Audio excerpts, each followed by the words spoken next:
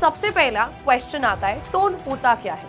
तो टोन का मतलब है आपके ऑथर का एटीट्यूड क्या है सब्जेक्ट मैटर को लेकर। कैसे पता चलेगा हमें कि आपके ऑथर कैसा फील करते हैं? By the choice of words, right? It's how the author sounds, not what they say. यहाँ पर हमें उनका मूड, उनका एटीट्यूड, उनका इमोशन जानना है। Hello my dear students, I hope you all are doing well and preparing for your exams with full vigor and vitality. A lot of students have messaged me on Telegram and have told me that they are facing problems in tones related questions. Let's learn the strategy to tackle these questions with ease. अब सबसे पहला question आता है, tone होता क्या है?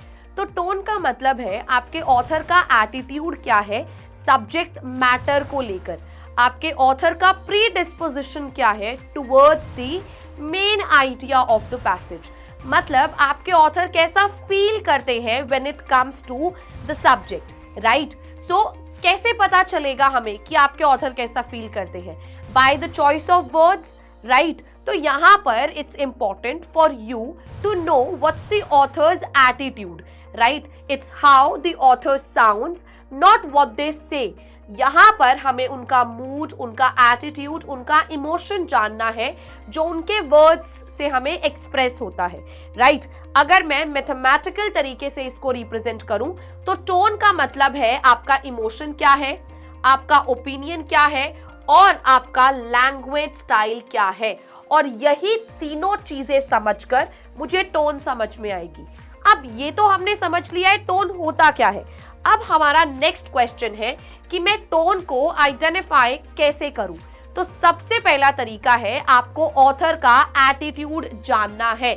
You should know how your author feels about the subject. और attitude का मतलब ये नहीं है कि पैसेज किस चीज के बारे में है। No, you don't have to know particularly the main idea है। यू हैव टू फोकस आपके ऑथर फील कैसा करते हैं उस मेन आइडिया को लेकर। ये कैसे पता चलेगा? चॉइस ऑफ वर्ड से, क्वालिटी वर्ड से। क्वालिटी वर्ड मतलब एडजेक्टिव्स एंड एडवर्ब्स या फिर इमोशनल लैंग्वेज से। जैसे हमारे पास कुछ एग्जाम्पल्स हैं। अगर आपके पास वर्ड्स आ रहे हैं अनफॉर्चुनेटली, रिग्रेटेबली, तो बेटा यहाँ पर आपके पास नेगेटिव टोन है। अगर आपके पास वर्ड्स आ रहे हैं रिमार्केबल, इंस्पायरिंग, तो यहाँ पर पॉजिटिव टोन है। अगर आपके पास फैक्ट्स है, न्यूट्रल है, राइट, तो इंफॉर्मेटिव या फिर एनालिटिकल टोन है, राइट? सबसे पहला स्टेप होगा ऑथर का एटीट्यूड जानना। नेक्स्ट इंपॉर्टेंट चीज वोकैबुलरी पर फोकस रखना, राइट? अगर आपके पास वर्ड यूज हो रहे हैं जैसे brutal repression, of course negative. Flaws, shortcomings पता चल रही है, क्रिटिकल हो जाएगा, judgemental. Next ground breaking reform, यहाँ पर होपफुल है, एप्रिशिएट कर रहे हैं किसी चीज को, पॉजिटिव है तो या फिर तो एप्रिशिएटिव, लॉडेटरी या फिर ऑप्टिमिस्टिक हो जाएगी हमारी टोन। अगर आपके पास प्लेन फैक्ट्स है तो ये ऑब्जेक्टिव या न्यूट्रल होगा। अब यहाँ पर नेक्स्ट स्टेप आपका होने वाला है, अगर आपको ये पता है कि आपके ऑथर का क्या गोल है, क्या ऑब्जेक्टिव है बिहाइंड दिस पीस, तो शायद आप टोन इजीली गेस कर पाएंगे, राइट? यहाँ पर it's important for you to know the author's purpose.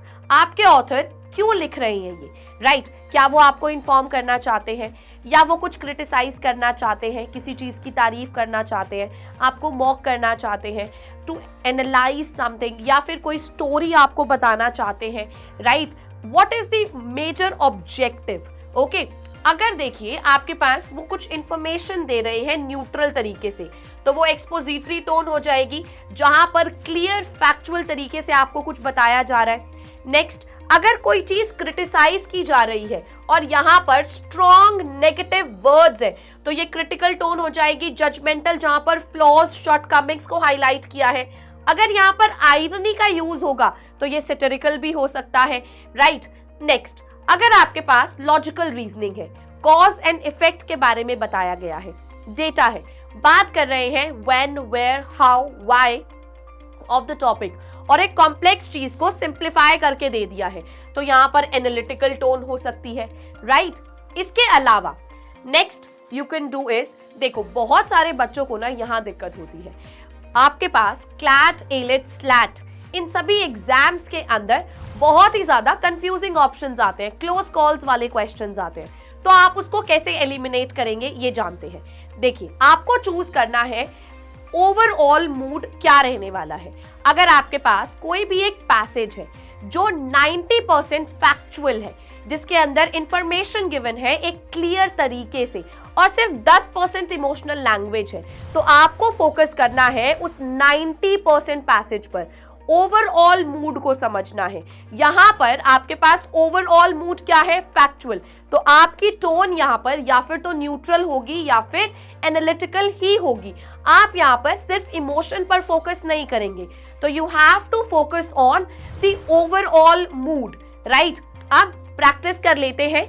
आपके पास बेटा यहां पर एक पैसेज है, बट हम हमेशा क्या फॉलो करते हैं? Question first technique. तो पहले क्वेश्चन जानते हैं, राइट। द क्वेश्चन इज, यहां पर प्रीडोमिनेंट टोन क्या है? क्या डिस्क्रिप्टिव टोन है, न्यूट्रल है, इंट्रोस्पेक्टिव है, यूफेमिस्टिक है? इन चारों को अगर मैं डिफाइन करूं तो डिस्क्रिप्टिव टोन क्या होती है? जहां पर इमोशनल लैंग्वेज है, सेंसरी डिटेल से एक विविड पिक्चर क्रिएट की गई है। न्यूट्रल फैक्चुअल है, इंफॉर्मेशन है। Introspective where they are dealing with world inside you, right. Next euphemistic, जहां पर माइल्डर लैंग्वेज का यूज कर दिया है हार्श और रफ लैंग्वेज की जगह। Okay, now you have a passage here. Please read this passage, okay, and then answer the question in the comment section, right?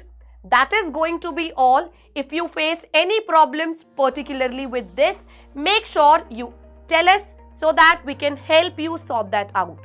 That is going to be all, बच्चा party. मिलते हैं जल्द ही in our next video। तब तक के लिए keep learning, keep practicing. Bye bye, take care.